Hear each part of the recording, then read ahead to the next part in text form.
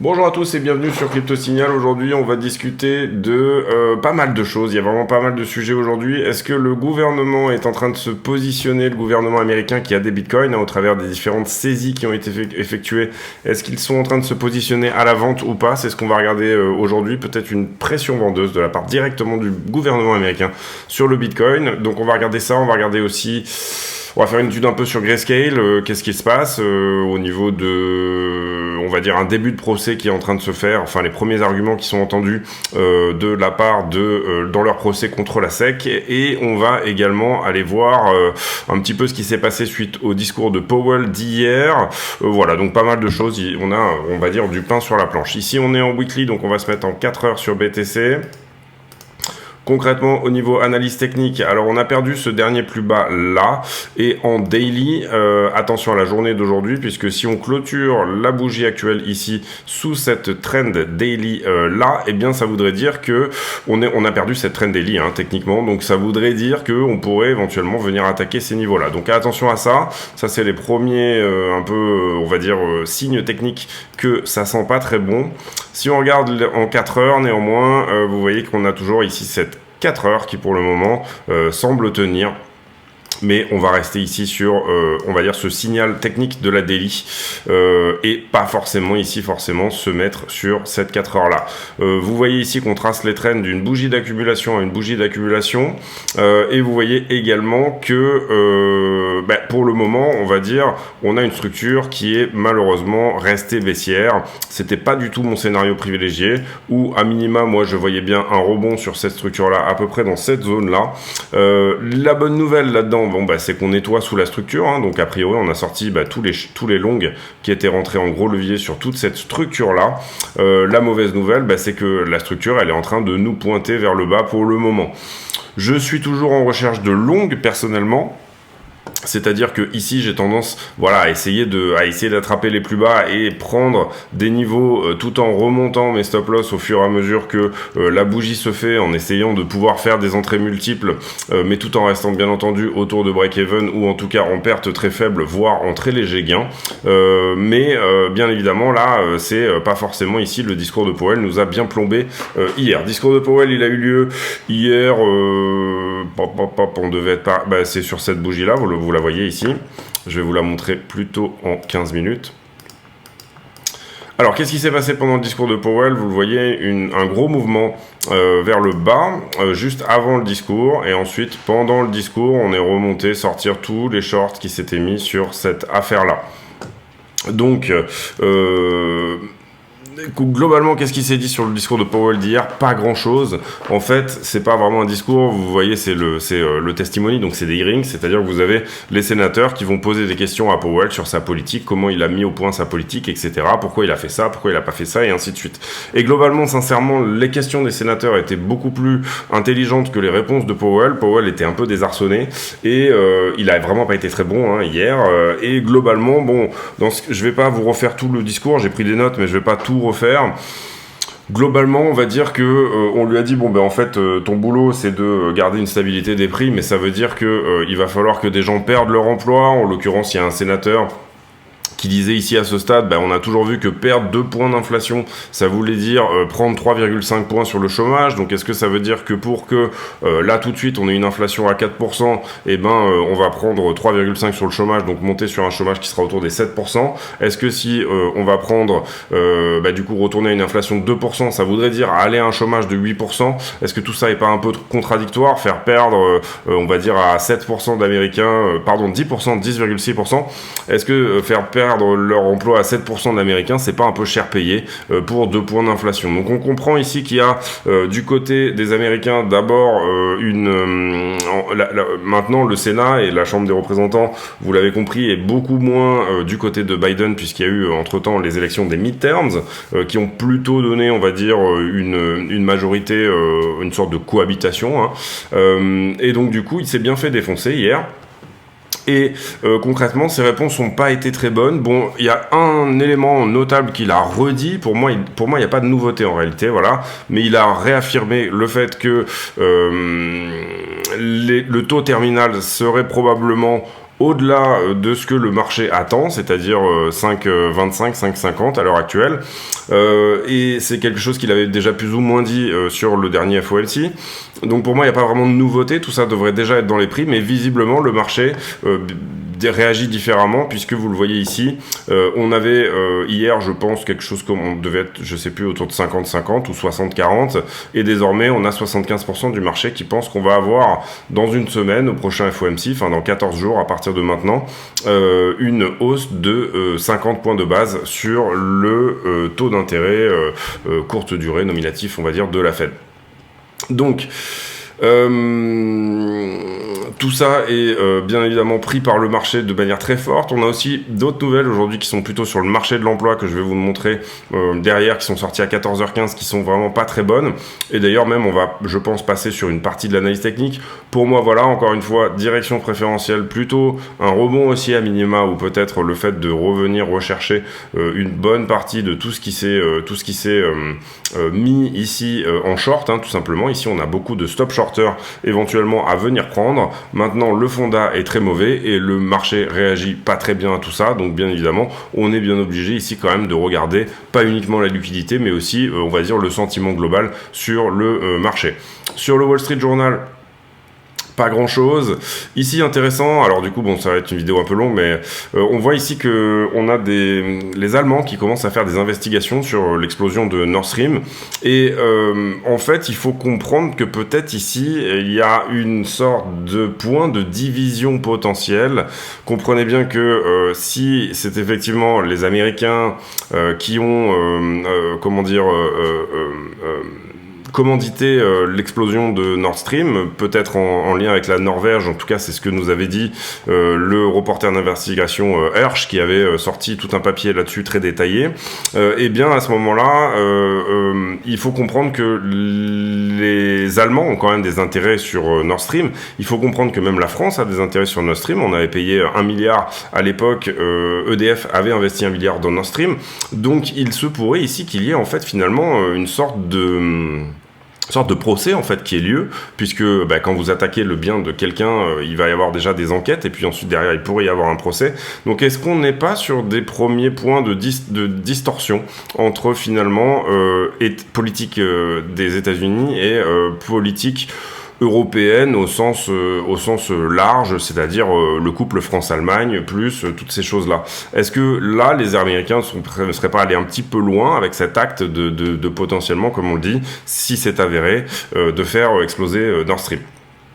Donc intéressant à voir que peut-être que là on est au début de quelque chose, entre guillemets, sur voilà, des distorsions entre les deux.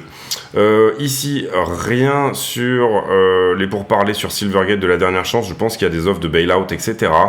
Pour moi, et je l'avais dit, la contagion Silvergate ne peut pas arriver. Par contre, on perd un acteur quand même majeur qui apportait énormément de possibilités de liquidité, et notamment c'est plutôt ici le SEN, donc le Silvergate Exchange Network, qui est bien mal.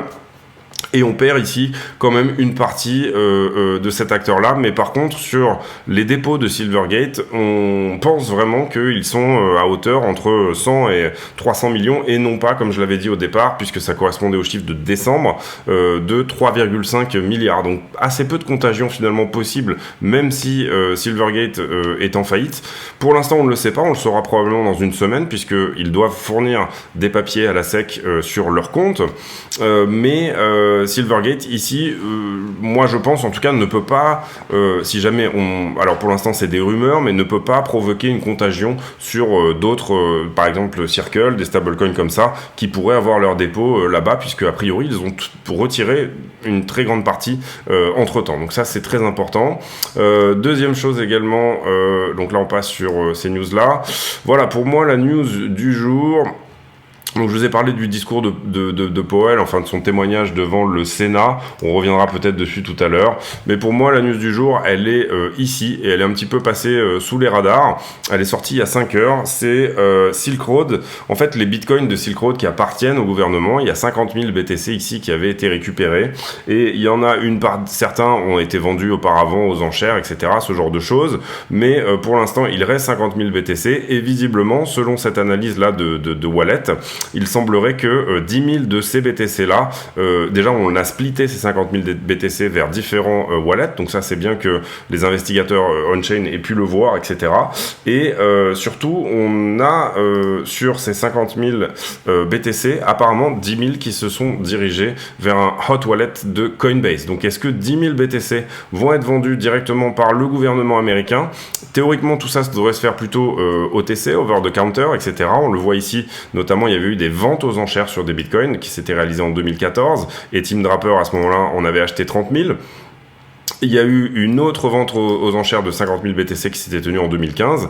Est-ce qu'il est possible pour le gouvernement de vendre 10 000 BTC market? Et surtout, est-ce que ça ne fait pas partie d'un plan global dont on parle sur la chaîne depuis plusieurs maintenant semaines de potentiellement des tentatives ici de destruction ou de déstabilisation de la crypto? Donc plutôt ici que de, on va dire, protéger les petits investisseurs, si tant est qu'il y ait tant de retail que ça sur Bitcoin finalement, mais est-ce qu'on n'est pas sur une énième tentative? Et donc là vous voyez que la twittosphère en gros se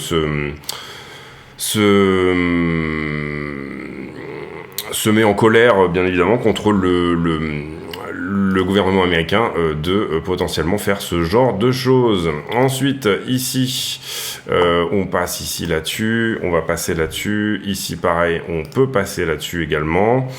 Ici, Wall Street qui essaye de se remettre sur ça. En gros, c'était les stocks. On va aller voir peut-être ce que nous fait S&P aujourd'hui, puisque c'est important en ce moment. Et aujourd'hui, on avait le rapport ADP. Et le rapport ADP, il faut comprendre, je pense que j'ai la charte ici. Oui. Aujourd'hui, 242 000 private payroll, c'est-à-dire des emplois qui ont été, on va dire... Alors, déjà, comment est fait le rapport ADP? Le rapport ADP fonctionne différemment du Bureau of Labor Statistics, qui est le bureau, on va dire...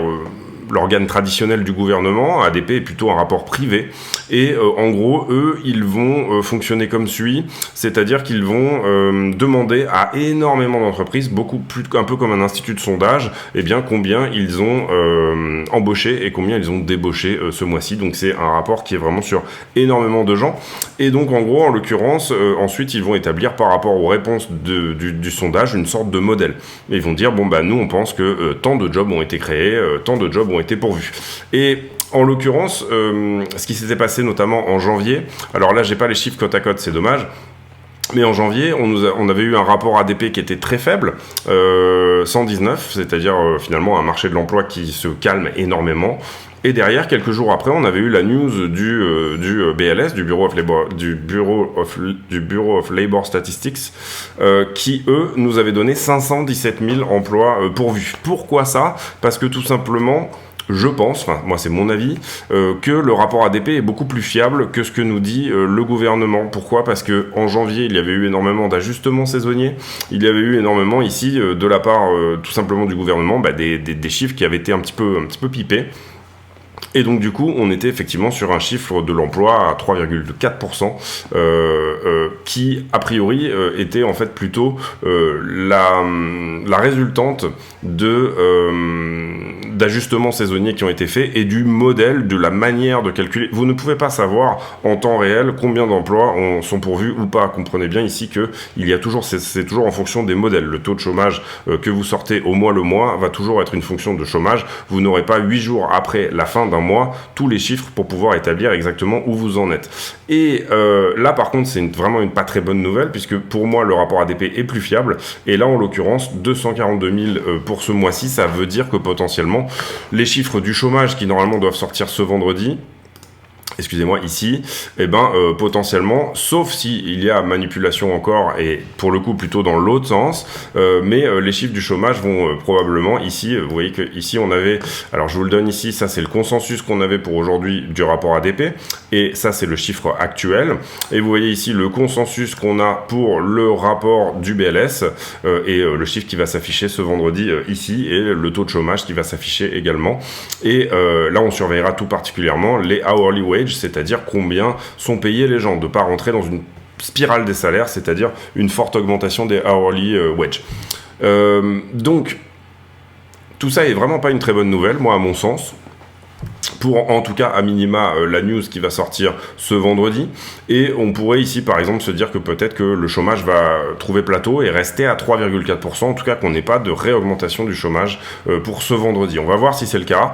En tout cas, c'est vraiment pas une très bonne nouvelle. Ici, je pense qu'on a un peu de volatilité en ce moment, parce que je vois la charte là sur le côté, parce que Powell est en train de faire une nouvelle testimony, mais cette fois-ci devant la Chambre des représentants. Et ça se passe en ce moment même. Alors moi j'irai pas regarder, pour moi il a tout dit hier. Et puis voilà, sur toute cette partie-là, voilà ce que j'ai à dire. On a aussi sur les news, et pour moi ça c'est relativement important, visiblement une première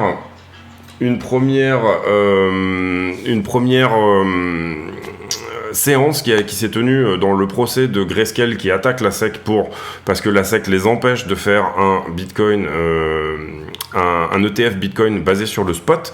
Et en l'occurrence ici, visiblement les juges ont très bien entendu les arguments qui étaient ceux de Grayscale, et parce que en fait Grayscale a dit bon bah vous comprenez, on comprend pas pourquoi on a dit ok sur des ETF qui étaient basés sur les futurs et pas sur les spots. La SEC répondait à ça, c'est en raison de manipulations qui sont possibles sur le spot. Néanmoins les juges l'ont très bien montré lors de l'audience. Ils ont dit non mais en fait si vous faites un Bitcoin, un ETF sur les futurs, vous allez aussi avoir des manipulations au spot pour manipuler tout simplement les futurs. Donc ça ne tient pas, votre histoire ne tient pas. Et là des confitures au niveau des avocats effectivement de la SEC, et effectivement donc du coup visiblement ce cas va être ouvert. Et il faut bien comprendre que ici, du coup, ce qui se passe, on avait montré hier le discount autour de moins 44, et je pense que actuellement, donc là on est toujours à moins 44, mais c'est plutôt sur le prix du GBTC ici qu'il va falloir aller voir, donc on va aller voir ça ici. Le GBTC qui hier, alors là on est à 3,33, mais qui nous a fait quand même un joli rallye sur la journée. Là on est en 15 minutes, on va se mettre en 4 heures. Qui nous a fait ici une cassure rallye sur la journée d'hier, tout simplement juste sur cette news là. Et en termes de pourcentage, si on compte à partir du plus bas ici, on est quelque part autour de 23%, vous le voyez par rapport à là où on en était.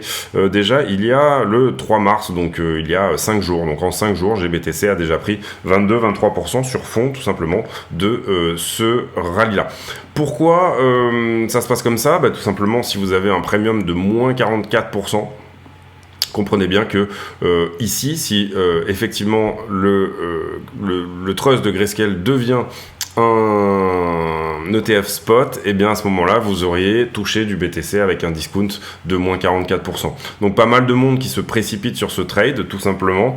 Ça risque de poser des soucis au sens où c'est pas de l'argent qui va sur BTC pour le coup, voilà. Donc ça c'est problématique bien évidemment, mais c'est plutôt une bonne chose que Grayscale qui représente 640 000 BTC, donc ça tape au moins 3 ou 4% de la totalité de la supply, et bien se remettre petit à petit. En tout cas on est content de se dire que potentiellement les gens rentrent là-dessus. Vous voyez ici une superbe épaule tête-épaule inversée, elle est vraiment très propre. Sur GBTC, comme ceci, je pense que vous la voyez avec moi, si vous voulez je vous la mets comme ça, et je vous la dessine, elle est à peu près comme ça, qui est en train de se dessiner, qui n'a peut-être pas encore cassé, mais en tout cas qui nous dit que une figure de retournement ici est en train probablement de se produire, et là vous voyez qu'on a une target de potentiellement fermer ces deux gaps ici, et envoyer un GBTC sur un 200% assez facilement, entre guillemets. Est-ce que c'est l'aube ici de dire que GBTC se retourne avant Bitcoin, etc. Bon, le prix suit, hein, vous le comprenez ici. En l'occurrence, là, on a cette trend qui est plutôt propre, où on est sur la montée ici. Donc le prix de GBTC suit naturellement celui de Bitcoin, sauf que quand les investisseurs sont pas très contents de Grayscale, et bien à ce moment-là, ils dévissent plus que Bitcoin, etc. Donc c'est extrêmement corrélé, mais pas tout à fait... c'est semblable, mais pas identique. D'une autre manière, qu'est-ce qu'on peut dire ici? On va faire la liquidité, je pense qu'on a fait pas mal le tour sur les news, on va aller faire la liquidité. J'en profite pour vous envoyer la page de pub que j'ai pas eu le temps de refaire, toujours malheureusement. Allez, on y va pour la page de pub. La chaîne est partenaire de deux exchanges qui sont Bybit et BitGet. Ces deux exchanges ont fait leurs preuves, ils sont suffisamment liquides à mon sens, et ils ont également d'excellentes preuves de réserve. Comment on passe par le lien de la chaîne pour s'affilier sur un de ces exchanges? Tout simplement, on va sur la vidéo, on on clique sur la description de la vidéo et là vous aurez 3 liens importants. Le premier étant l'accès au Discord, le serveur qui nous permet de communiquer. Le deuxième étant les liens d'affiliation ici que vous voyez sur Bybit et BitGet. Lorsque vous cliquez sur un de ces liens, vous allez tomber sur une page qui ressemble à ça et là vous allez cliquer sur s'inscrire. À partir de là, vous aurez de toute façon accès au moins 15% sur vos frais de trading, quoi qu'il arrive. Pas besoin de faire le reste, on va dire. À partir de là, vous serez de toute façon affilié. Mais vous pouvez éventuellement aller plus loin. Vous pouvez aller plus loin en tout simplement, une fois que vous êtes connecté, votre page de connexion, elle ressemble un petit peu à ça. Et là, vous allez passer votre souris sur votre icône de profil et ça va vous afficher un numéro qui s'appelle le User ID, le UID. Vous copiez cet UID et vous venez sur le Discord, vous présentez ici. Nous, notre Discord, il faut se présenter à l'entrée, c'est-à-dire qu'il y a un filtre, on filtre les gens de manière à éviter les scams et les bots et pour donner des rôles aux gens, c'est-à-dire est-ce que vous êtes plutôt trader, débutant, affilié, etc. Une fois que vous aurez fait ça, vous allez dans le salon demande affiliation et dans le salon demande affiliation, vous allez pouvoir poster votre UID. Et votre UID sera validé ou non comme étant une UID qui est tout simplement affiliée à CryptoSignal. Ensuite, vous aurez accès à un salon privé qui s'appelle Section Affiliée, dans laquelle je poste des graphiques et je poste des analyses, etc. exclusives sur ce salon. Il y a aussi une possibilité de participer à un tirage au sort. Pour participer à ce tirage au sort, il faudra également déposer 100 USDT, en plus de s'inscrire et de faire toutes ces démarches-là, déposer 100 USDT sur un de ces deux exchanges. À partir de là, l'exchange me le dira et ils me diront que vous avez, entre guillemets, le statut de super affilié. Le statut de super affilié, vous n'êtes pas obligé de trader ces 100 USDT d'ailleurs, hein, ils peuvent très bien juste rester sur la plateforme quelques temps, le temps que vous soyez validé, et puis une fois que vous êtes validé, vous pouvez les enlever, vous en faites ce que vous voulez, mais ça vous permettra de participer à un tirage au sort tous les 20 affiliés de 200 USDT. Donc le premier tirage au sort, il sera sur 20 affiliés, le deuxième sera sur 40, une chance sur 40 de gagner 200 USDT, le troisième sera sur 60, une chance sur 60, etc. Donc voilà, écoutez, si ça vous intéresse, n'hésitez pas à passer par ces liens, et puis on revient à la vidéo. Merci de votre attention. Ok, donc du coup, je vous fais un petit point sur le S&P puisque j'avais dit que je le ferais et donc du coup voilà, c'est important. Ici on a bouffé ce gap là, donc c'est bon, ça on peut l'enlever. Il nous reste 1, 2, 3 gaps en haut, je sais pas si vous les voyez bien mais ils sont là. On en a 1, 2, 3 gaps en haut. Pour l'instant, la grande question sur S&P c'est est-ce que en fait on va dans le sens de cette structure là, on va dire, qui est baissière, c'est-à-dire est-ce qu'on va faire un nouveau plus bas ou alors est-ce qu'on va tout simplement dans le sens de cette structure là qui est haussière. Pour moi, j'irais plutôt dans le sens du haut, malgré le contexte macro, les news, etc. Parce que pour moi, le marché est toujours en avance. Donc du coup, je pense que ici, on doit punir peut-être les shorteurs retardataires. C'est une possibilité, encore une fois. Ça n'est pas une certitude. Ce gap-là a été pris aussi. Donc du coup, j'irais plutôt dans le sens du décompte d'Elliott qui était le nôtre depuis le départ. C'est-à-dire qu'on garde le même décompte ici, avec une C ici qui va se faire en mode ABC. Pourquoi pas faire une AB égale CD? C'est-à-dire dire tout simplement que on va reporter ici cette vague en bas de la vague de correction ici, d'accord, et vous voyez qu'on est tout à fait dans la zone où on avait dit, où on voyait S&P rebondir à ce stade, c'est-à-dire les 4410. Donc, pour le moment, moi, je reste dans cette idée-là. Néanmoins, bien sûr, les discours de Powell, peut-être un mauvais, des mauvais chiffres du chômage. Quand j'entends mauvais, je veux dire bon, mais vous comprenez ici ce que j'explique par là. Il faut que le marché du travail aux États-Unis se calme. Et Bitcoin qui nous fait en ce moment une jolie poussée, on va aller voir ça après. Et en l'occurrence, si on se met ici sur le 15 minutes... On va voir voilà ce qu'il en est ici. On voit qu'en ce moment, on a quand même ici des corrélations assez intéressantes. On voit aussi que on a potentiellement, alors c'est dommage, je ne l'avais pas mise là. On va voir où est le 0,618 de ce mouvement-là. Et vous voyez que on n'est pas loin ici, donc on aura des réponses, je pense, assez plutôt bientôt, voilà, dans la zone. Et également, on va aller regarder où est le 0,618 de ce mouvement-là, en l'occurrence. Est-ce que là, on est sur la correction de ça? Et vous voyez qu'on est effectivement ici tout pile en zone de rechargement, donc ça serait une zone relativement logique de rebond. J'avais dit également que pour moi, sur S&P, pour rester dans le scénario haussier qu'on avait, il ne fallait pas perdre cette traîne bleue, et vous voyez qu'on a fait 2 touchettes magnifiques là, et que derrière, on a repoussé, on est reparti assez vite. Donc pour moi, ça pourrait tenir cette histoire, vraiment, sincèrement. Et le décompte d'Elliott qu'on avait déjà fait il y a peut-être plus de 6 mois, qu'on avait déjà fait il y a vraiment un moment, et vraiment pour moi ici plutôt propre, donc pas de raison. Ça veut pas dire que c'est ça qui va se passer, encore une fois, on est ici sur, bon tiens, si c'est ça qui se passe, où est-ce que je prends mes profits, qu'est-ce qui se passe exactement, etc. Elliott, encore une fois, ne prédit pas les prix, mais il permet tout simplement de prendre des profits et d'avoir des points d'entrée extrêmement intéressants. Le Shanghai Composite Index qui est toujours dans une tendance haussière, aucun problème de ce côté-là, on a eu ici cette forte correction, mais on a pareil un rebond sur le Shanghai Composite directement sur la tendance qui à l'heure actuelle se trouve ici pour entre guillemets la petite structure.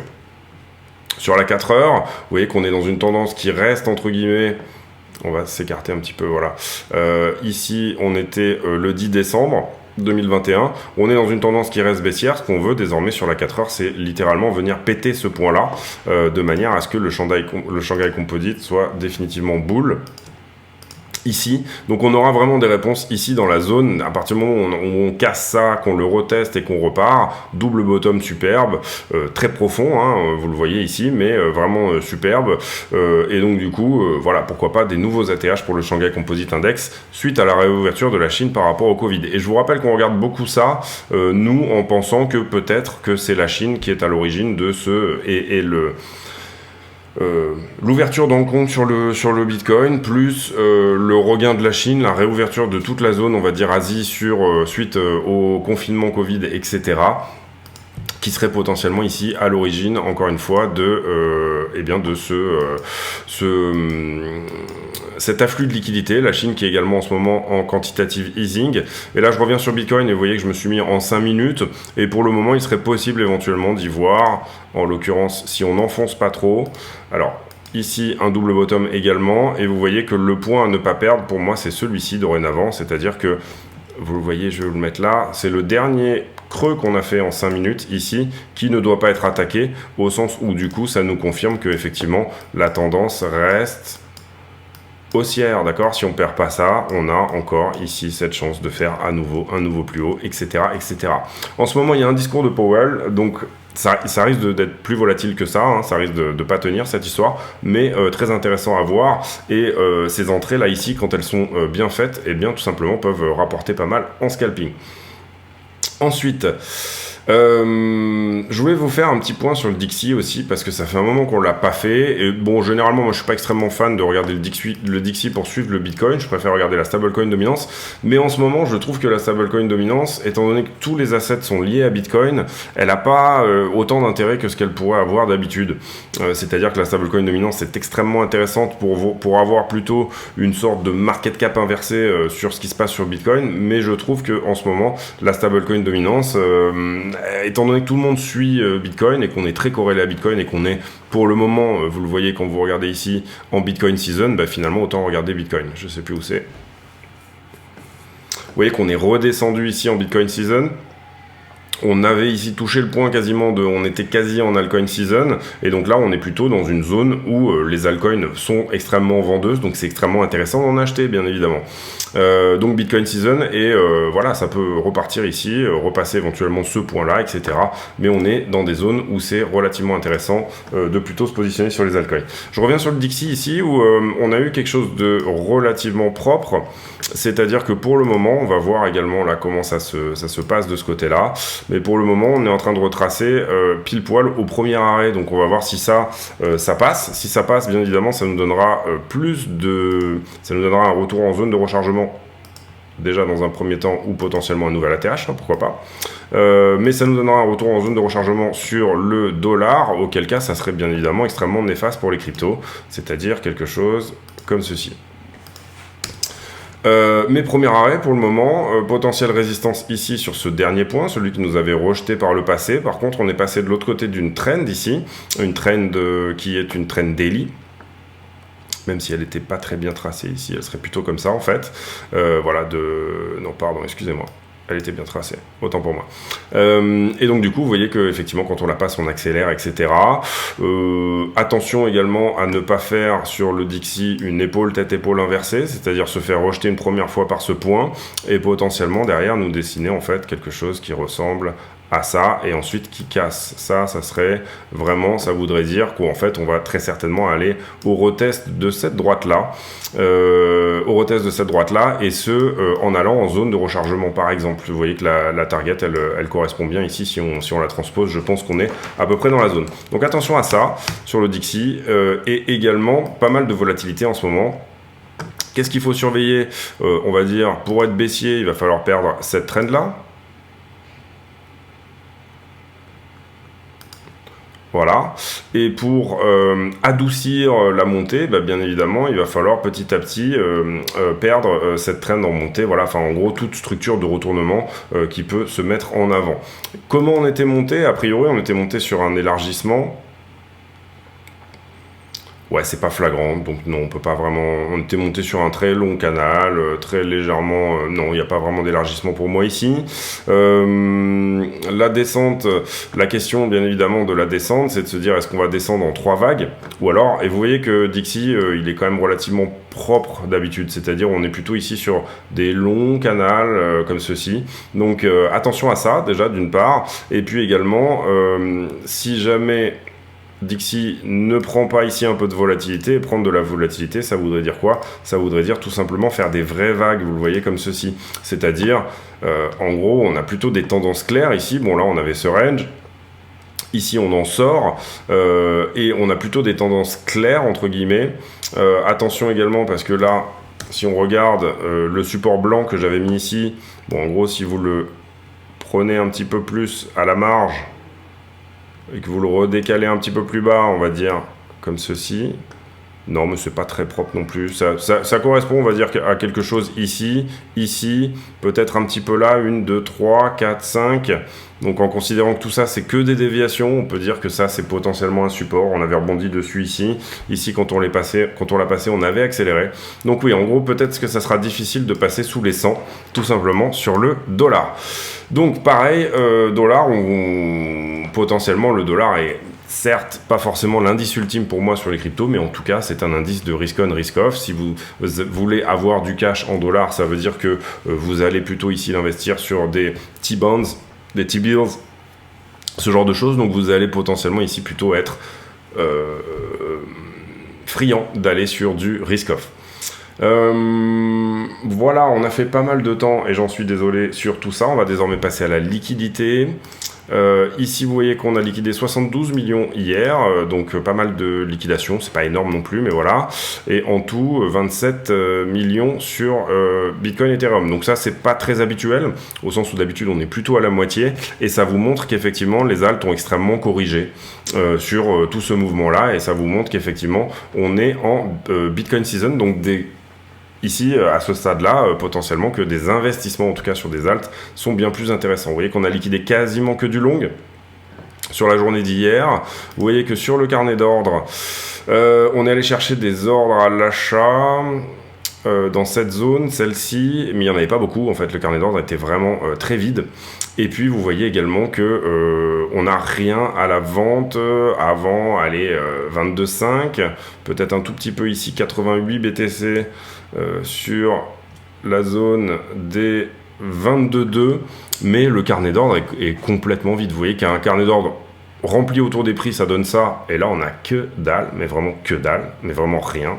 Donc un mouvement très impulsif dans un sens comme dans l'autre, et potentiellement ici vraiment à envisager et à prévoir. Sur les marchés en levier, c'est plutôt propre également.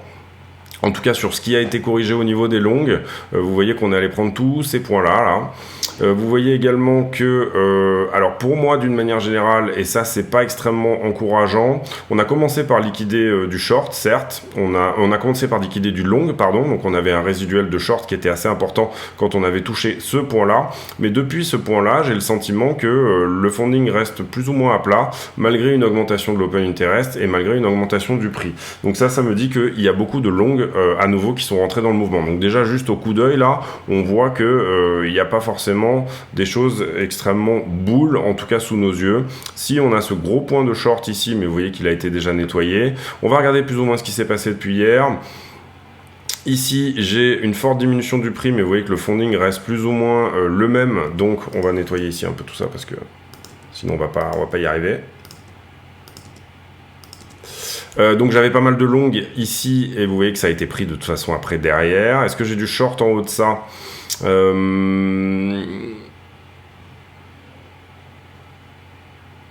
Pas vraiment, sincèrement, c'est pas énorme. Est-ce que j'ai du short en haut de ça? Pas non plus, c'est pas énorme non plus. Est-ce que j'ai du short à l'heure actuelle en haut de ça? C'est pas incroyable non plus, hein, sincèrement.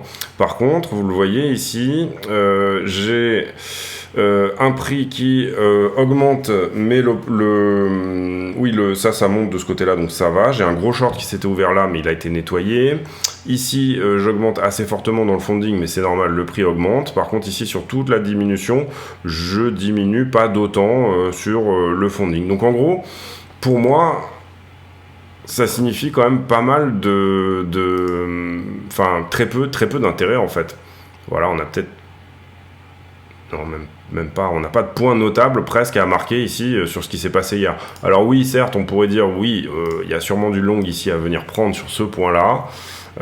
Ici, à l'instant T, en tout cas, on n'a pas encore le recul pour voir où on est le funding et pas en fonction de ce que vient de nous donner le prix ici. Mais là, vous comprenez qu'on aurait dû fermer du long, ce qu'on a un tout petit peu fait. C'est plutôt pour moi un manque d'intérêt que vraiment on va passer sur Ethereum aujourd'hui pour faire une vidéo pas trop longue, mais globalement, comprenez bien que... Enfin non, on va faire Ethereum parce que je suis pas... Voilà, j'aime bien garder ma routine. On va faire Ethereum. Alors, Ethereum, du coup, on va faire la price action également là-dessus. Concrètement, sur Ether, même chose, il y avait ce gros niveau à prendre ici en longue, il a été pris. On est venu chercher ici sous la structure, donc pas de souci de ce côté-là, tout a été réglé, au niveau des longues en tout cas. Il nous reste des reliquats de short, c'est évident. Ici, assez fortement, enfin c'est normal, là ici on a eu cette liquidation dans les deux sens. On voit notamment que ici sur ce point-là, on plonge pas tout de suite au niveau du funding, donc du coup ça veut dire qu'on n'a pas non plus énorme... Enfin, on avait beaucoup de longues qui étaient rentrées en bas de ce mouvement-là, donc on va le rajouter ici comme un point de longue potentiel à venir prendre. On va le mettre ici. Et puis derrière, quand on remonte, et ben vous voyez que effectivement on enclenche du short. On enclenche du short d'ailleurs surtout sur cette descente là où là il y a une anomalie. Le funding descend alors que, enfin c'est pas qu'il y a une anomalie si vous voulez, mais c'est que on clôture tellement de short qu'on passe en négatif effectivement sur ce point là. C'est pas énorme sur l'open interest non plus. On peut quand même considérer éventuellement qu'il y a quelque chose à prendre ici en short. Là, le prix descend, l'open interest descend, le funding descend, mais pas plus que ça. Vous voyez qu'on n'est pas en train de plomber non plus sur un open interest négatif, donc ça manque de short, hein, vraiment, cette histoire. Et malgré les mauvaises news, moi, je suis relativement étonné qu'il n'y ait pas plus de short dans la liquidité. Alors, vous allez voir comme on liquide du long, a priori, on enclenche du short en plus, et c'est normal. Enfin, ça veut dire que c'est des résiduels, hein, si vous voulez. C'est ceux qui sont là naturellement, entre guillemets, mais j'ai pas de mouvement incroyable. Ici, bon, bah, on est plus ou moins normal, hein, c'est-à-dire que oui, ce point-là a été longué, mais c'est pas non plus incroyable. Ici, tout qui se suit plus ou moins jusque là. Là, on enclenche du short, vous le voyez, puisque le funding continue à descendre alors que le prix augmente. Donc on avait du short dans cette zone-là. Très fort niveau d'open interest ici. Alors à savoir, est-ce qu'il s'est mis sur du long ou du short? C'est un peu la grosse question. Je pense que c'est plutôt un bug de Coinalyze que autre chose, puisque ça paraît un peu trop pour une bougie.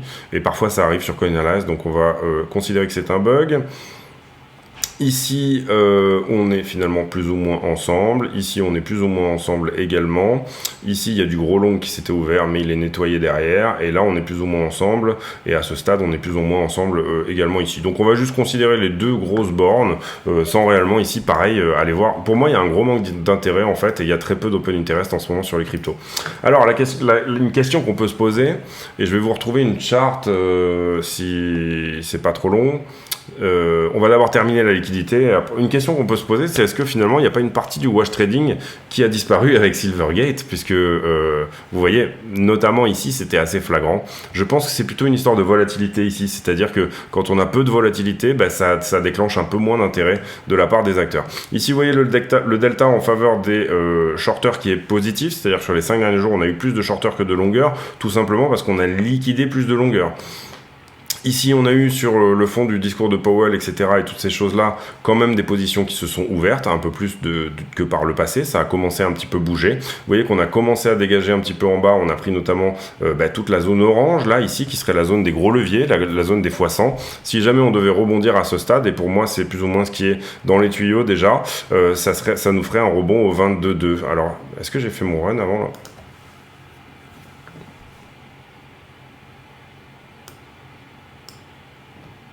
On va essayer de zoomer. Ouais, en fait, on l'a fait, le rebond au 22,2, il a déjà été fait. Donc, du coup, on a encore quelques petites choses à prendre au 22,280. Et là, je parle pour les scalpers, hein, les très court terme. Et on a aussi, notamment, cette position au 22,5 potentiellement. En bas, dans le orange, on va avoir les 21,8 à venir chercher dorénavant, qui apparemment n'ont pas été pris par cette bougie-là. Et après, on va considérer que tout ça n'est que sur du x100. Pour moi, pour les positions fraîches, c'est peut-être mieux de se dire que c'est du levier x100 plutôt que d'aller essayer de chercher les grandes bornes. Enfin, je commence à affiner un peu mon système comme ça, et pour le moment, ça réussit plutôt pas mal.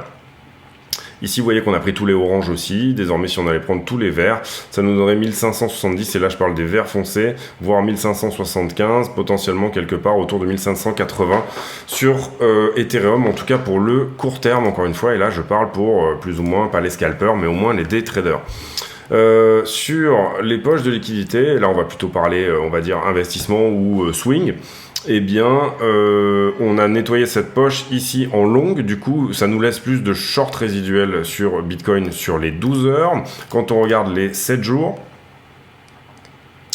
quand on regarde là 7 jours, on est toujours haussier pour moi parce que on a effectivement cette grosse zone au 22,7, 23,2 et 24 qui, pour le moment, est fortement en train de forcir alors qu'on ne va pas la chercher. Hein. C'est la price action ici qui nous dit oui, on a une structure qui est baissière, mais on a tellement de liquidités en haut que ça paraît incroyable de ne pas aller les prendre. Maintenant, c'est possible qu'on n'aille pas les prendre, encore une fois, que ces mecs-là gagnent. Ça serait pas nécessairement la fin du monde pour le Bitcoin, mais je pense quand même à un short squeeze. Ici, pareil, on vient chercher la première zone, vous le voyez sur Ethereum. Si on vient chercher la première zone, ne serait-ce qu'en haut, ça donne toujours 1580, c'est ce que je vous disais, entre guillemets, pour les day traders et les scalpers. Et pour la 7 jours, on n'est pas passé sous les 1005, on a vraiment tutoyé, mais Ether a plutôt mieux résisté que BTC dans la zone. Et 1625 pour une borne haussière et potentiellement 1715 pour une borne haussière weekly. Alors, tout à l'heure, je vous parlais de Silvergate. Oui, c'est ce que je vais vous montrer peut-être si je vous montre ça. On va aller faire 2-3 tours sur des charts. Ça sera une vidéo assez longue, mais c'est pas grave. Je les ai sous la main, donc on va les faire. Ici, on voit... alors, les Credit Default Swaps, qu'est-ce que c'est? C'est l'assurance que vous avez à payer, plus ou moins, si jamais vous devez prendre des bons du trésor. Et là, vous voyez tous les pays qui sont, en l'occurrence, montrés. Les États-Unis sont notés AA+, c'est-à-dire plutôt une bonne notation. Mais par contre, vous le voyez, les Credit Default Swaps sont en train d'augmenter très fortement sur les 6 derniers mois et sur les premiers mois. D'où ça vient? Ça vient tout simplement que on comprend ici que les États-Unis sont surendettés, déjà d'une certaine manière, mais surtout que le plafond de la dette arrive aux États-Unis et c'est ça qui fait augmenter énormément les assurances autour de, on avait parlé déjà de ce plafond de la dette, c'est-à-dire qu'il va devoir être voté aux États-Unis, un énième échelonnement du plafond de la dette depuis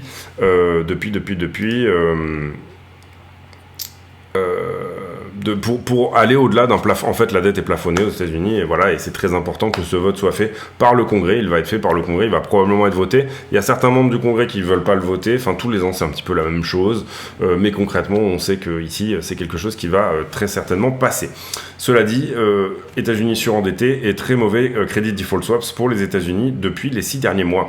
Deuxième chose ici, c'est une chart qui nous vient de Trueflation, extrêmement intéressante aussi. Je vous l'avais déjà plus ou moins montré sous une autre forme, et c'était hier, je crois. C'est-à-dire que vous avez ici les coûts du shelter, du housing, donc combien ça vous coûte de vous faire, de vous loger. Et ici, vous avez leurs répercussions sur, on va dire, comment le Bureau of Labor of Statistics les appréhende. Et vous voyez ici très fortement que en fait depuis mai 2022, les coûts de housing ont complètement plombé, alors que finalement dans la charte que le BLS, donc le Bureau of Labor Statistics, donc plus ou moins ceux qui nous calculent tous les CPI, etc., et ainsi que les données autour de l'emploi, sont très lag par rapport à ça. Donc d'une certaine manière, comment on peut comprendre cette charte? On peut comprendre cette charte comme les vrais prix, c'est ça, et la Fed, elle regarde ça. Voilà, concrètement. Donc, puisque, je vous le rappelle, tout ce qui est shelter pèse pour plus de 43% du CPI. Ici, et c'est pour ça que je voulais vous montrer cette charte, parce que je l'avais sous la main, et voilà. Ça, c'est depuis Silvergate. Depuis que Silvergate n'existe plus, on a un trading volume qui est complètement en berne. Alors, ça peut être aussi lié à d'autres raisons, un désintérêt pour Bitcoin, etc. Mais on sait ici, sur les cryptos, qu'il y a énormément de wash trading. Et le wash trading, c'est quoi? C'est du faux volume, en fait, pour gonfler les volumes, voilà, les plateformes, pour dire on a eu tant de volume, etc. Mais également, bien entendu, pour aller chercher aussi tout ce qui est liquidation, etc. Eh bien, les plateformes ont beaucoup ici de wash trading. Est-ce que tout ça ne correspond pas à la disparition du wash trading qui était possible grâce à Silvergate? C'est une question que je pose, je ne vous donne pas la réponse. Ici, 67% des bitcoins qui n'ont pas bougé depuis plus d'un an. Nouvelle ATH pour la supply qui n'a pas bougé depuis plus d'un an. Toutes ces charts sont sorties d'un channel qui s'appelle Invest and Verse, vous le voyez le nom ici, et qui en fait fait des analyses de charts tous les jours avec des analyses plutôt intéressantes. Un biais bullish affirmé, extrêmement affirmé sur BTC, mais en tout cas au moins vous avez ici plein de charts et moi je trouve que pour certaines c'est vraiment intéressant. Ici on voit les cohortes sur Bitcoin, c'est-à-dire les 10 à 100 Bitcoin, qu'est-ce qu'ils nous ont donné ces derniers temps. Et on voit que les 10 à 100 bitcoins sont plutôt en train de distribuer en ce moment, les 1 à 10 bitcoins à l'accumulation et les moins de 1 bitcoin plutôt à l'accumulation. Et dans le reste des cohortes, on voit une énorme accumulation depuis janvier d'ailleurs, sur les 10 000 à 100 000 bitcoins. On voit une grosse distribution des 1000 à 10 000 bitcoins et on voit une latéralisation des 100 à 1000 bitcoins. J'aurais pu vous faire ici la même analyse sur Glassnode, mais là on a les chiffres sous les yeux, donc c'est plutôt pas mal. Donc globalement, on a une accumulation des baleines en même temps qu'on a une accumulation des tout petits ou des 10 à 100 bitcoins, donc plus ou moins les investisseurs qui sont vraiment des retail. Ici, décorrélation entre S&P et Nasdaq, donc ça c'est plutôt intéressant à voir si ce n'est que. Ici c'est une charte que je trouve intéressante, alors elle est à prendre vraiment entre des pincettes, mais c'est Blockware Solutions, qui est un très bon channel également YouTube, qui nous montre ça, qui nous dit, en fait, en termes d'adoption mondiale, Bitcoin en est là. Et on a cette superbe courbe en S qui correspond à toutes les adoptions en général, c'est-à-dire que vous avez ici les early adopters, une toute petite frange de la population qui fait confiance à un asset que tous les autres considèrent comme dangereux. Et puis à un moment donné, on vient à la mass adoption, et là on a les adopteurs, les attardés, tous ceux qui étaient contre en fait comme les gens qui n'avaient pas de portable à un moment donné parce qu'ils voulaient vraiment pas en avoir, etc. Les gens qui voulaient pas avoir internet, et puis finalement ils y arrivent en fait par plus ou moins par nécessité. Ça veut pas dire que cette adoption va avoir lieu, et c'est ça qui crée bien entendu le risque sur Bitcoin. Cette adoption mondiale, peut-être qu'elle n'aura pas lieu. Donc comprenez bien ici que faites attention à ce que beaucoup de gens vous disent en termes de ouah mais attends ça va être énorme, etc. Nana machin. Non, vous prenez un risque si vous intervenez, si vous engrangez ici du Bitcoin, vous prenez un risque, et c'est pour ça que le rendement n'en sera que meilleur, tout simplement parce que vous êtes sur la courbe. Si jamais l'adoption a lieu ici, il faut quand même garder les pieds sur terre ici, et bien évidemment quand on voit tout ce que Bitcoin rend possible, enfin la crypto d'une manière générale, on a tendance à être extrêmement enthousiaste, mais il faut quand même aussi garder les pieds sur terre, surtout quand on montre ce type de chart. Mais donc du coup, en gros, si jamais l'adoption mondiale du Bitcoin avait lieu, comme un moyen de paiement d'un pays à un autre, comme une réserve de valeur, etc., et que Bitcoin venait à être adopté par 85 à 90% de la population, en gros, vous en êtes ici aux 4%, c'est-à-dire que vous en êtes ici. Et là, on voit le decrease de l'offre de Bitcoin en même temps qu'on a l'increase de l'adoption. Et ça m'amène à cette charte qui est relativement intéressante aussi, qui est de dire, en fait, finalement, vous avez les commodités traditionnelles qui vont être en fait les lingots d'or, des maisons, du blé, de l'huile. Et si jamais ils augmentent en prix, à ce moment-là, il y aura une réponse du côté des producteurs. C'est-à-dire qu'on construira plus de maisons, on ira chercher de l'or, on retrouvera des puits de pétrole qui n'étaient pas rentables auparavant et on fournira plus de blé. Donc là, il y a une réponse forcément ici la charte parle, je trouve, au niveau entre guillemets dessin. Et donc du coup on aura bien évidemment ici un équilibre de prix qui se fait, alors soit au-dessus soit au-dessous selon la réponse qui est capable d'apporter l'offre du côté de... Enfin la réponse du côté de l'offre. Et sur Bitcoin, vous comprenez que c'est la première fois plus ou moins qu'une commodité est codée, c'est-à-dire que c'est 21 millions à la fin et c'est tout. Et ça répond d'ailleurs à pas mal de problèmes. On en avait parlé aussi quand j'avais parlé d'une nouvelle monnaie qui permette au monde, qui ne permette à aucun pays d'être la monnaie de réserve tout simplement du monde. Ça pose des avantages pour les États-Unis, ça leur pose aussi parfois des soucis, mais plutôt des avantages que des soucis. Et vous comprenez qu'une partie du monde ici essaye de sortir de ça. Les avantages ici, et qui sont là, d'avoir une monnaie qui est basée de tout temps, les grands penseurs en termes de monnaie se sont toujours dit que une monnaie devait être fonction d'une ressource. Et ça, c'est plutôt sain, au sens où une ressource ou un mode énergétique, on va dire. Et pour Bitcoin, on comprend que ce qui fait, entre guillemets, le prix de Bitcoin, son prix de réserve, les mineurs, etc., ça va être d'un côté les micropuces, et puis de l'autre l'électricité, et surtout l'électricité. Donc en fait, est-ce qu'on n'est pas sur la monnaie idéale, au sens où son prix est basé sur l'électricité, donc au plus on augmente finalement nos capacités électriques, et au plus elles sont propres, et au plus on pourra bien évidemment avoir une monnaie qui vaut quelque chose, ou entre guillemets qui est fonction de l'économie. Est-ce que l'électricité c'est pas finalement la source ultime, et est-ce qu'elle ne va pas dépasser le pétrole dans le futur, et est-ce que c'est pas pour ça qu'on va pas sortir du pétrodollar pour finalement aller dans l'électro-bitcoin? C'est des questions qu'on peut se poser, mais en tout cas c'est hard-codé. Effectivement, la seule réponse qui peut être apportée du côté de la supply side, c'est tout simplement un ajustement du hash rate, donc en l'occurrence le fait de produire, que ça soit plus difficile de produire des nouveaux bitcoins, mais c'est la seule, et ça c'est extrêmement intéressant, je trouve, ce type de dessin qui parle énormément. Et ici on a encore les cohortes dont je vous ai déjà parlé. Ici on a le retour sur investissement depuis février sur le monthly data, donc, et vous voyez que c'est Bitcoin qui vient très largement devant.